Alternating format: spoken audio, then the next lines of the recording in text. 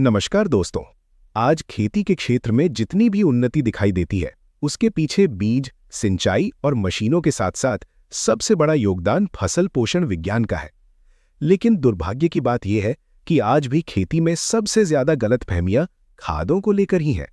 कोई कहता है फलां खाद 3 दिन में असर कर देती है, कोई कहता है कि रासायनिक खाद में आधा कचरा होता है, कोई इसे गोबर में मिलाकर जैविक बना देता है, तो कोई हर समस्या का समाधान सिर्फ स्प्रे में ढूंढता है।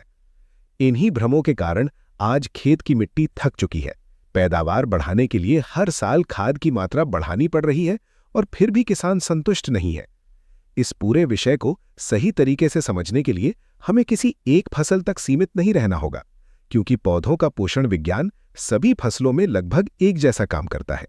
चाहे गेहूं हो, धान हो, मक्का हो, दलहन हो, सब्जियां हो या फलदार पेड़, सभी पौधों को अपना जीवन चक्र पूरा करने के लिए कुल 17 आवश्यक पोषक तत्वों की जरूरत होती है। ये बात आज दुनिया का हर कृषि वैज्ञानिक मानता है और इसी आधार पर पूरी आधुनिक खेती टिकी हुई है।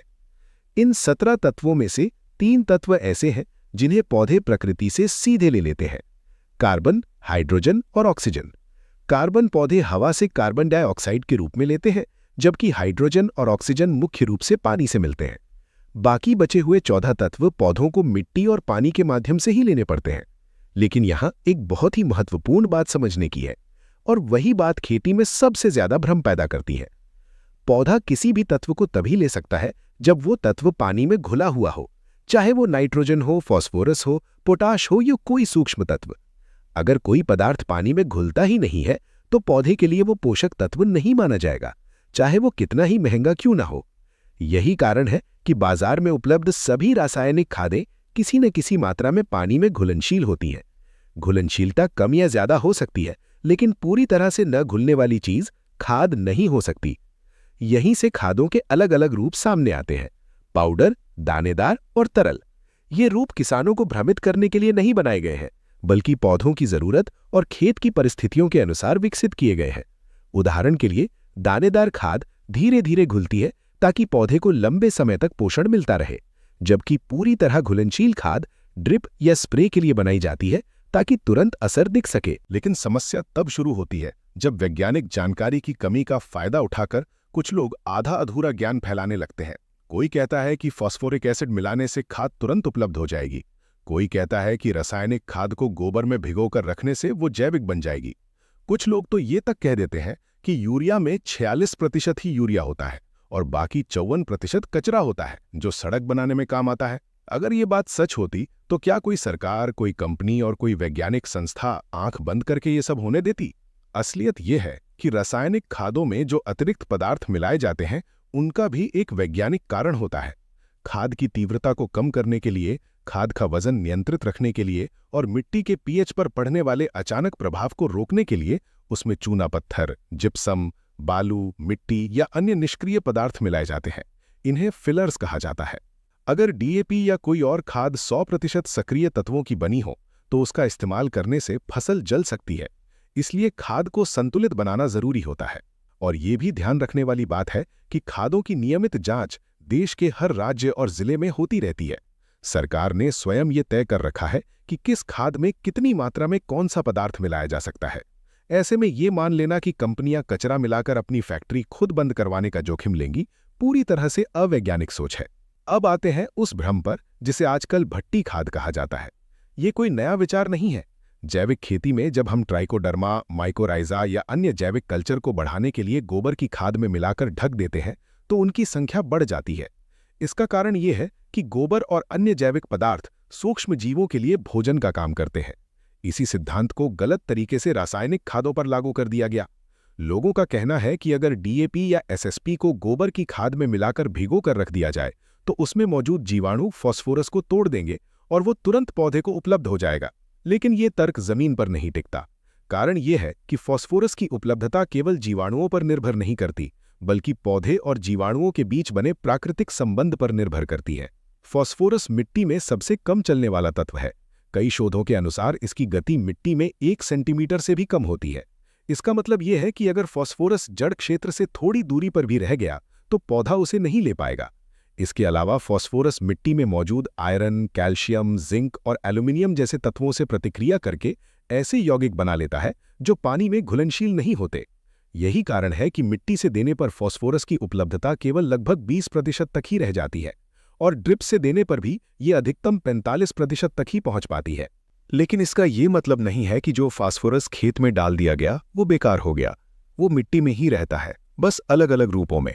वैज्ञानिक रूप से देखा जाए तो मिट्टी में फास्फोरस 3 अवस्थाओं में मौजूद रहता है। एक वो जो बिल्कुल ही घुलनशील नहीं होता, दूसरा वो जो बदलते हुए रूप में रहता है और तीसरा वो जो तुरंत उपलब्ध होता है।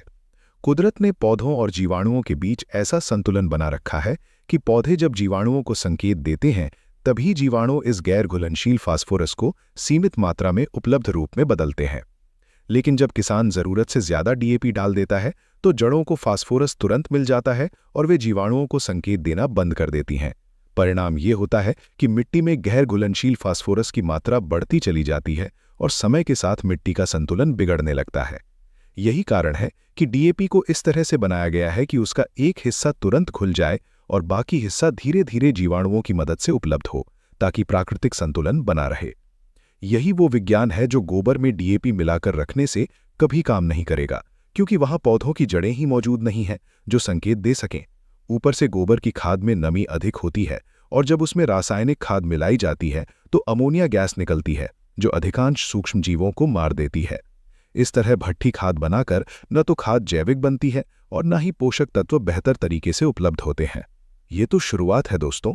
अभी आगे हमें ये भी समझना है कि कौन सी खाद स्प्रे से देनी चाहिए, कौन सी मिट्टी से, ड्रिप का सही इस्तेमाल क्या है, पोषक तत्व पौधे के अंदर कैसे चलते हैं और किस तरह गलत संतुलन पूरी खेती को नुकसान पहुंचा देता है।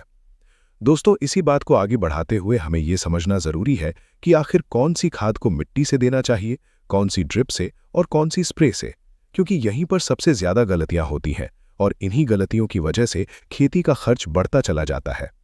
आजकल खेती में स्प्रे का चलन बहुत तेजी से बढ़ा है। हर समस्या का समाधान पत्तियों पर छिड़काव में ढूंढा जा रहा है। कहीं कहा जाता है कि डीएपी को घोलकर स्प्रे कर दो, कहीं कहा जाता है कि एसएसपी को रात भर भिगोकर छिड़क दो, तो कहीं ये भी बताया जाता है कि पूरी फसल की जरूरत सिर्फ पत्तियों से ही पूरी की जा सकती है। लेकिन अगर ये सच होता तो खेत की तैयारी के समय खाद डालने की जरूरत ही नहीं पड़ती। असलियत यह है कि पत्तियां पोषक तत्व लेने में सक्षम तो होती हैं, लेकिन उनकी क्षमता सीमित होती है। यही कारण है कि फसल पोषण को समझने के लिए 3 बुनियादी सवालों के जवाब जानना बहुत जरूरी है। पहला, किसी तत्व की फसल को कुल कितनी मात्रा में जरूरत है। दूसरा, वो तत्व मिट्टी में कितना चलायमान है। और तीसरा, वो तत्व पौधे के अंदर एक हिस्से से दूसरे हिस्से तक कितनी आसानी से जा सकता है। जब तक इन तीनों बातों को एक साथ नहीं समझा जाएगा तब तक सही निर्णय लेना संभव नहीं है। सबसे पहले बात करते हैं, नाइट्रोजन, फास्फोरस और पोटाश को प्राथमिक पोषक तत्व कहा जाता है क्योंकि हर फसल को इनकी जरूरत सबसे ज्यादा मात्रा में होती है। इतनी ज्यादा मात्रा को सिर्फ स्प्रे के माध्यम से पूरा करना संभव ही नहीं है। पत्तियां एक सीमित मात्रा तक ही तत्वों को अवशोषित कर सकती हैं, उससे ज्यादा नहीं। इसलिए चाहे कोई भी फसल हो, उसकी बुआई से पहले खेत की तैयारी के समय इन तीनों तत्वों का एक निश्चित हिस्सा मिट्टी में देना अनिवार्य होता है। फास्फोरस और पोटाश की पूरी अनुशंसित मात्रा मिट्टी में देने की सलाह इसलिए दी जाती है क्योंकि ये दोनों तत्व मिट्टी में कम चलायमान होते हैं और ऊपर से देने पर जड़ क्षेत्र तक पहुंच ही नहीं पाते। नाइट्रोजन थोड़ा अलग व्यवहार करती है। ये मिट्टी में ज्यादा चलायमान होती है, इसलिए इसकी पूरी मात्रा एक साथ देने के बजाय इसे कई भागों में दिया जाता है। सामान्य रूप से खेत की तैयारी के समय नाइट्रोजन का 1/4 हिस्सा देना और बाकी फसल की अवस्था के अनुसार टॉप ड्रेसिंग में देना ज्यादा वैज्ञानिक माना जाता है। अब आते हैं द्वितीयक पोषक तत्वों पर। कैल्शियम, मैग्नीशियम और सल्फर की जरूरत प्राथमिक तत्वों की तुलना में कम होती है, लेकिन इनकी भूमिका उतनी ही महत्वपूर्ण होती है। इन तत्वों की कमी से पौधे की आंतरिक संरचना कमजोर हो जाती है, प्रकाश संश्लेषण प्रभावित होता है और उपज की गुणवत्ता गिर जाती है। इनकी जरूरत कम होने के कारण अगर इन्हें साल में एक बार मिट्टी के माध्यम से दे दिया जाए और बाद में जरूरत पड़ने पर स्प्रे से पूर्ति कर ली जाए तो फसल की मांग पूरी हो सकती है। इसके बाद आते हैं सूक्ष्म पोषक तत्व, जिनमें zinc, iron, manganese, copper, boron, molybdenum और क्लोरीन शामिल है। इनकी जरूरत बहुत कम मात्रा में होती है, इसलिए इनकी पूर्ति केवल स्प्रे से भी संभव है। खासकर उन खेतों में जहां जैविक खाद का नियमित इस्तेमाल किया जाता है, वहां मिट्टी में पहले से ही कुछ मात्रा में ये तत्व मौजूद रहते हैं। ऐसे में इन्हें बार बार मिट्टी में डालने की कोई विशेष आवश्यकता नहीं होती। अब दूसरी महत्वपूर्ण बात, यानी तत्वों की मिट्टी में चलने की क्षमता। सभी तत्व मिट्टी में एक जैसे नहीं चलते। कुछ तत्व पानी के साथ नीचे की ओर आसानी से बह जाते हैं, जबकि कुछ तत्व वहीं के वहीं स्थिर हो जाते हैं। नाइट्रेट रूप में नाइट्रोजन, सल्फेट रूप में सल्फर और बोरॉन ऐसे तत्व हैं जिनकी मिट्टी में चलने की क्षमता अच्छी होती है। यही कारण है कि इन्हें टॉप ड्रेसिंग या सिंचाई के साथ देना प्रभावी रहता है। इसके विपरीत फास्फोरस, जिंक, आयरन, कॉपर और मैंगनीज जैसे तत्व मिट्टी में बहुत कम चलते हैं या लगभग स्थिर रहते हैं। अगर इन्हें साधारण रूप में मिट्टी में डाल दिया जाए और जड़ क्षेत्र से थोड़ी दूरी पर रह जाएं, तो पौधा इन्हें नहीं ले पाएगा। यही वजह है कि इन तत्वों को या तो बुआई के समय जड़ क्षेत्र के पास दिया जाता है या फिर स्प्रे के माध्यम से पत्तियों पर दिया जाता है। हालांकि यहाँ एक और महत्वपूर्ण बात है, इन सूक्ष्म तत्वों का चिलेटेड रूप मिट्टी में साधारण रूप की तुलना में ज्यादा चलायमान होता है। इसलिए अगर किसी कारण से इन्हें मिट्टी से देना जरूरी हो तो चिलेटेड रूप ज्यादा प्रभावी रहता है। साधारण सल्फेट या ऑक्साइड रूप में दिए गए सूक्ष्म तत्व अक्सर मिट्टी में ही फिक्स हो जाते हैं और पौधों तक नहीं पहुंच पाते। अब तीसरी और सबसे ज्यादा नजरअंदाज की जाने वाली बात, यानी पौधे के अंदर तत्वों की गतिशीलता। ये समझना बहुत जरूरी है कि कोई तत्व मिट्टी से पौधे में चला गया, इसका मतलब ये नहीं कि वो पूरे पौधे में समान रूप से उपलब्ध हो जाएगा। कुछ तत्व पौधे के अंदर बहुत आसानी से एक हिस्से से दूसरे हिस्से में पहुंच जाते हैं, जबकि कुछ लगभग स्थिर रहते हैं। नाइट्रोजन, फास्फोरस, पोटैश और मैग्नीशियम पौधे के अंदर काफी चलायमान होते हैं। अगर इनकी कमी होती है तो पौधा पुराने हिस्सों से इन्हें निकालकर नए हिस्सों में भेज देता है। यही कारण है कि इन तत्वों की कमी के लक्षण सबसे पहले पुरानी पत्तियों में दिखाई देते हैं। धीरे धीरे जब कमी बढ़ती है तब पूरे पौधे पर इसके लक्षण दिखने लगते हैं। इसके विपरीत आयरन, जिंक, मैंगनीज, कॉपर और सल्फर जैसे तत्व पौधे के अंदर कम चलायमान होते हैं। इनकी मात्रा पत्तियों में सीमित होती है और पौधा इन्हें एक हिस्से से दूसरे हिस्से में आसानी से नहीं भेज पाता। इसलिए इनकी कमी के लक्षण सबसे पहले नई पत्तियों में दिखाई देते हैं। पुराने पत्तों में ये लक्षण काफी देर से दिखते हैं। कैल्शियम का व्यवहार इन सबसे अलग है। ये पौधे के अंदर लगभग बिल्कुल भी नहीं चलता। एक बार जहां कैल्शियम जमा हो गया वहीं स्थिर हो जाता है। इसलिए कैल्शियम की कमी हमेशा नए पत्तों, नई टहनियों, फूलों और फलों में दिखाई देती है। यही कारण है कि फल फटने, ब्लॉसम एंड रॉट या नई पत्तियों के मुड़ने जैसी समस्याएं सामने आती हैं, भले ही मिट्टी में कैल्शियम मौजूद क्यों ना हो। अब इसी समझ के आधार पर यह साफ हो जाता है कि डीएपी या एसएसपी को घोलकर स्प्रे करना क्यों वैज्ञानिक रूप से सही नहीं माना जाता। डीएपी में मौजूद कुल फास्फोरस का केवल एक हिस्सा ही तुरंत पानी में घुलनशील होता है, बाकी हिस्सा धीरे धीरे मिट्टी में जाकर उपलब्ध होता है। जब आप डीएपी को घोलकर स्प्रे करते हैं तो घुलनशील हिस्सा तो पत्तियों पर चला जाता है, लेकिन बाकी हिस्सा बेकार रह जाता है। इस तरह न सिर्फ पैसे का नुकसान होता है, बल्कि फास्फोरस की वास्तविक जरूरत भी पूरी नहीं हो पाती। एसएसपी के साथ भी यही स्थिति है। उसमें जिप्सम की मात्रा अधिक होती है जो पानी में नहीं घुलता, इसलिए इसे स्प्रे करने से अपेक्षित लाभ नहीं मिलता। हाँ, अगर किसी कारण से फास्फोरस को पत्तियों से ही देना हो तो पूरी तरह घुलनशील फॉस्फेट आधारित खादें या विशेष फोलियर ग्रेड उत्पाद ज्यादा प्रभावी होते हैं। दोस्तों, यही वो बुनियादी विज्ञान है जिसे समझे बिना आज खेती में प्रयोग हो रहे हैं। कभी हम मिट्टी से देने वाली खाद को स्प्रे से देने लगते हैं तो कभी स्प्रे वाली खाद को मिट्टी में डाल देते हैं। परिणाम स्वरूप न तो पौधे को पूरा पोषण मिलता है और न ही मिट्टी की सेहत बनी रहती है। अभी आगे हमें यह भी समझना है कि देश में एनपीके का संतुलन कैसे बिगड़ा, मिट्टी की गुणवत्ता क्यों गिर रही है, जैविक और रासायनिक खाद का सही तालमेल क्या होना चाहिए और फास्फोरिक एसिड जैसे पदार्थों का इस्तेमाल किन सीमाओं में ही क्यों होना चाहिए। दोस्तों, हमने ये समझ लिया कि पौधों को पोषक तत्व कैसे मिलते हैं, कौन सी खाद मिट्टी से देनी चाहिए, कौन सी स्प्रे से, कौन से तत्व मिट्टी और पौधे के अंदर चलते हैं और कौन से नहीं। अब इस पूरे विषय का सबसे संवेदनशील और सबसे ज्यादा नुकसान करने वाला पहलू आता है और वो है पोषक तत्वों का असंतुलन। यही वो जगह है जहां से आज की खेती की सबसे बड़ी समस्या शुरू होती है। अगर हम पिछले कुछ दशकों का डेटा देखें तो ये साफ दिखाई देता है कि पहले फसलों को जितनी खाद दी जाती थी, आज उससे कहीं ज्यादा मात्रा में खाद डालनी पड़ रही है, फिर भी पैदावार उतनी संतोषजनक नहीं मिल रही। इसका कारण ये नहीं है कि आज की खाद कमजोर हो गई है, बल्कि इसका कारण ये है कि मिट्टी का संतुलन बिगड़ चुका है। हमारे देश में एक समय ऐसा था जब नाइट्रोजन, फास्फोरस और पोटाश का अनुपात लगभग संतुलित माना जाता था। उस समय मिट्टी में जैविक पदार्थ की मात्रा भी बेहतर थी और सूक्ष्मजीवों की सक्रियता भी अधिक थी। लेकिन जैसे जैसे खेती में सिर्फ रासायनिक खादों पर निर्भरता बढ़ती चली गई, वैसे वैसे ये संतुलन बिगड़ता चला गया। सबसे ज्यादा इस्तेमाल नाइट्रोजन का हुआ क्योंकि उसका असर तुरंत दिखाई देता है। फसल हरी भरी दिखने लगती है और किसान को लगता है कि पैदावार बढ़ रही है। लेकिन यही नाइट्रोजन अगर जरूरत से ज्यादा हो जाए तो वो मिट्टी में मौजूद अन्य तत्वों की उपलब्धता को कम कर देती है। खासकर जिंक, सल्फर, आयरन और मैंगनीज जैसे तत्वों की कमी इसी कारण आज लगभग हर क्षेत्र में आम हो गई है। यही कारण है कि आज खेतों में ऐसी स्थिति बन रही है जहां मिट्टी में फास्फोरस की कुल मात्रा तो बहुत ज्यादा है, लेकिन पौधों को उपलब्ध फास्फोरस बहुत कम है। किसान हर साल डीएपी डालता जा रहा है, लेकिन फसल फिर भी जवाब नहीं दे रही। ऐसा इसलिए होता है क्योंकि फास्फोरस मिट्टी में जमा होकर ऐसे रूप में चला गया है जिसे पौधा ले ही नहीं सकता। ऊपर से ज्यादा फास्फोरस देने से आयरन और जिंक। इस पूरे असंतुलन का सबसे बड़ा कारण है जैविक पदार्थों की कमी। मिट्टी सिर्फ रेत, गारा और चिकनी मिट्टी का मिश्रण नहीं होती, बल्कि वो एक जीवित तंत्र है। उसमें करोड़ों सूक्ष्म जीव रहते हैं जो पोषक तत्वों को उपलब्ध कराने में सबसे बड़ी भूमिका निभाते हैं।